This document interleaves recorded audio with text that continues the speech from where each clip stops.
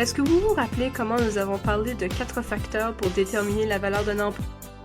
Cette fois-ci, nous allons vous expliquer la signification de ces facteurs.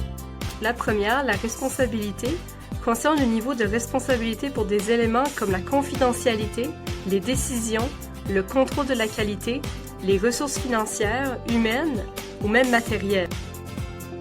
La deuxième, les compétences, concerne la formation demandée pour faire le travail, donc l'éducation et l'expérience requises, ainsi que la formation continue requise.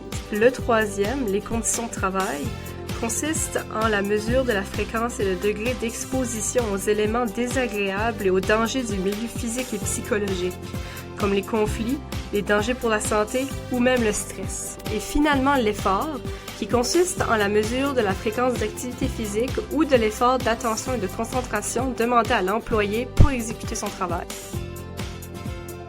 Pour mieux comprendre, regardons un exemple entre une secrétaire et un opérateur de machine. Le système d'évaluation se fait avec des points. Dépendamment de la législation, le total de points est déterminé par un comité d'équité salariale ou l'employeur. Comme vous pouvez le constater, on retrouve un pointage plus haut pour les compétences et les responsabilités chez la secrétaire, tandis qu'on retrouve un pointage plus haut pour les efforts et les conditions de travail chez l'opérateur. En somme, malgré le pointage différent, la valeur totale de leur emploi est équivalente. Donc, leur salaire doit être égal.